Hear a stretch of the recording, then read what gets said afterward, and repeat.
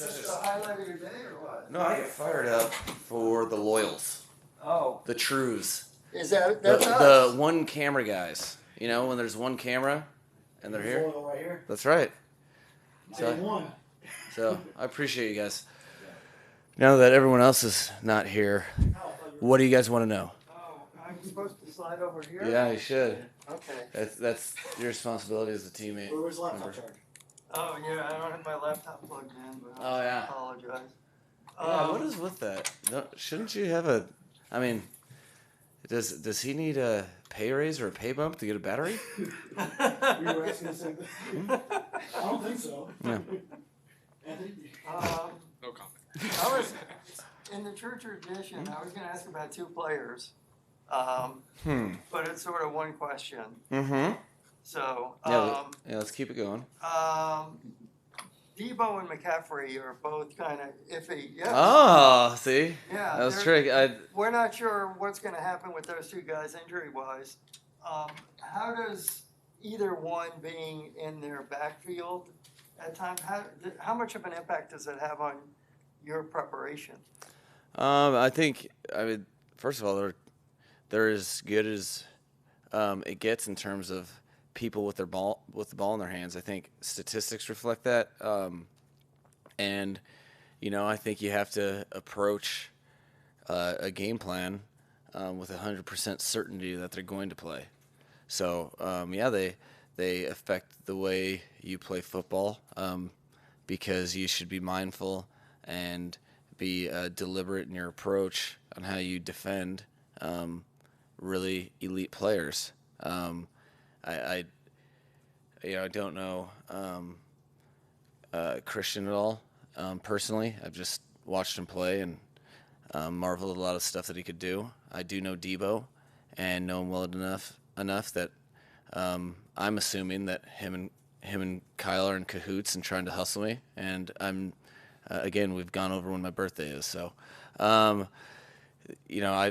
think both those guys are elite players because amongst talent, they also have a drive to play, and I would be very surprised if both weren't out there on Sunday. I take my crack at Barry Jackson. Okay, let's do it. Hi, Mike. What do you think? Good. I didn't even go that far. We haven't seen either Teron Armstead or Austin Jackson practice either of the last 2 days. Are you ready to rule out one or both for Sunday?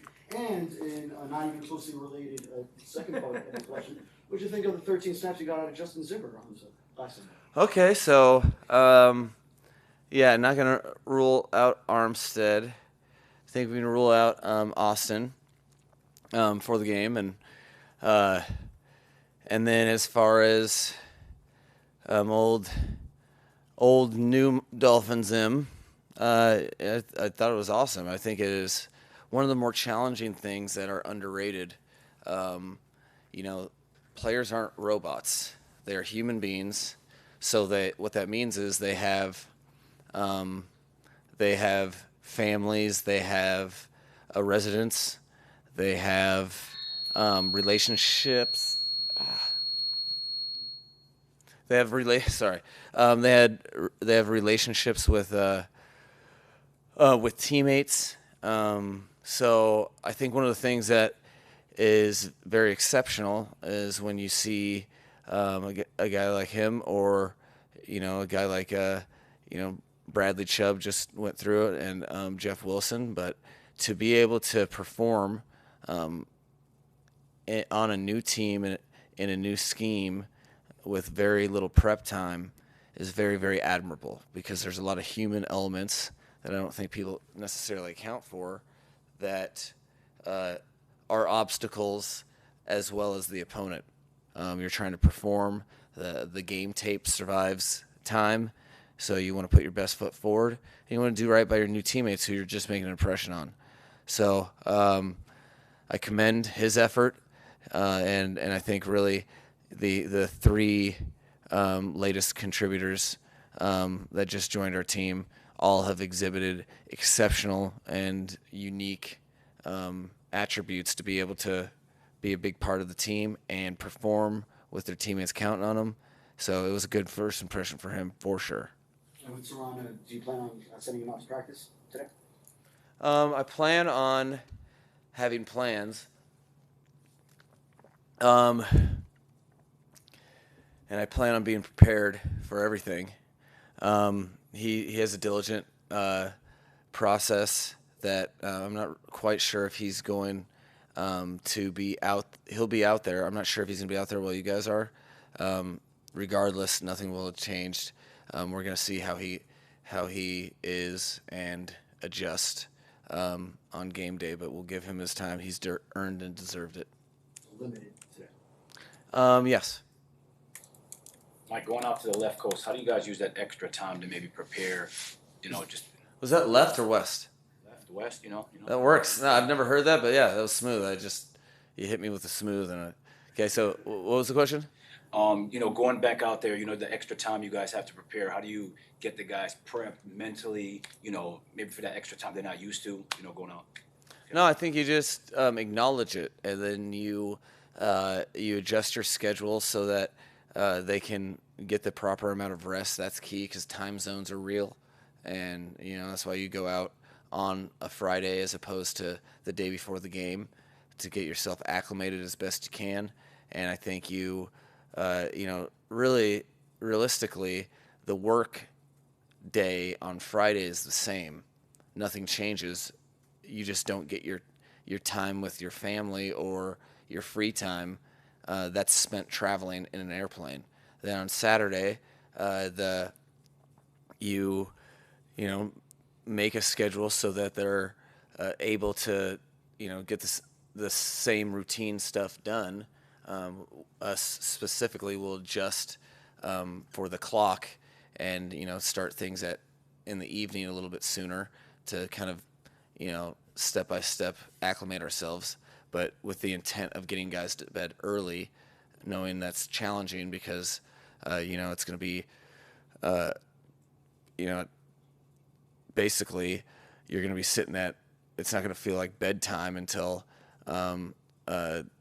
pretty late. So we're trying to adjust that and get our rest and get to bed and adjust as fast as possible. But you also just I think it's an opportunity if you use it correctly to take a step forward as a team because there's a lot of stuff going on. You have in the NFL world there's so much investment required by coaches and players alike, and then so that when the workday is over, which the workdays end sooner at the end of the week, you take advantage of the time that you're usually off going your different directions, and you can spend time together, or you can spend time reviewing the game plan. All of these things can turn into a great opportunity to gel even further as a team and be your best prepared for game day. Is it more of a challenge going east to west or west to east, or doesn't that matter? It's just a challenge.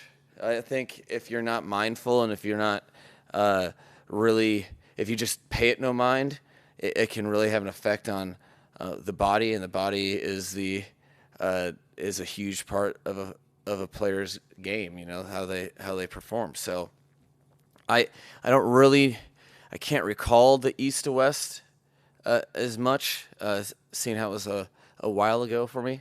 I think the last time that I was going through that was, I think maybe 2015 or 16 with the Falcons going to California. So I just know they're both challenging, and I have enough memory in the memory bank for that. But the 3 hours is the most, but no one really cares on Sunday, so you have to figure it out. What have you liked from Brandon Shell and Greg Little in the times that they've had to fill in? And also the right and left aspect for each. How comfortable are you with either one and the flexibility? Yeah, well, this I know what you're doing, and this week we're going to play 9 guards. It's a new package we're putting out there, so make sure you let D'Amico know that. But in terms of how they've played, I've been very happy with them. You know, it is a tough task to play tackle in this league, and you know, I think it's a credit to them how, you know, they've played, and I'm sure the average fan hasn't really noticed or known how much they've played, because on the television copy or, you know, in the game you're following the ball a little bit, and you know, generally you see a lot of offensive negative highlights from linemen and not positive, because you assume their job is to block and they're supposed to get it done. So the fact that after games that they've played, majority of the season, which they've got a ton of time, both of them, the fact that we're not singling them out as a reason for this, that, or the other is you don't just fall into that. Typically, that is the case, that you end up creating a storyline with when your starting tackles are injured. At this point, they've just really done their best to keep the offense moving forward and have been huge contributors to each, you know, really where we're at, sitting at 8-3. So been very impressed, and I make sure as much as I can to let them know, because that's a tall task that not everyone undertakes. So 9 guards. Yeah. Which ones are lining up out wide? Are you making an eligible? Well, I mean, I can't give you that. Yeah, I mean, then they're gonna know our plan. So I'm gonna keep that tight to vest, just because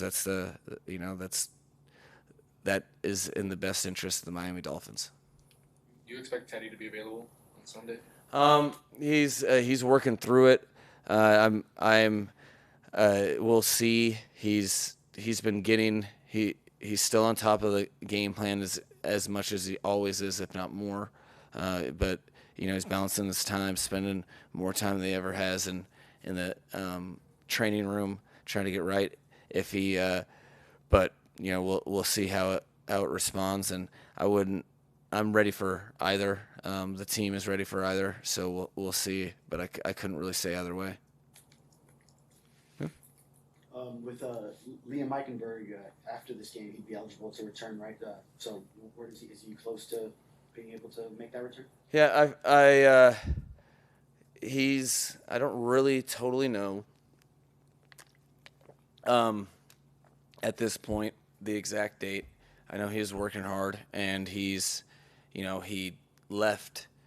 He got injured when his game was as strong as it's ever been. He was making some plays, doing his job well, and I think he's very confident.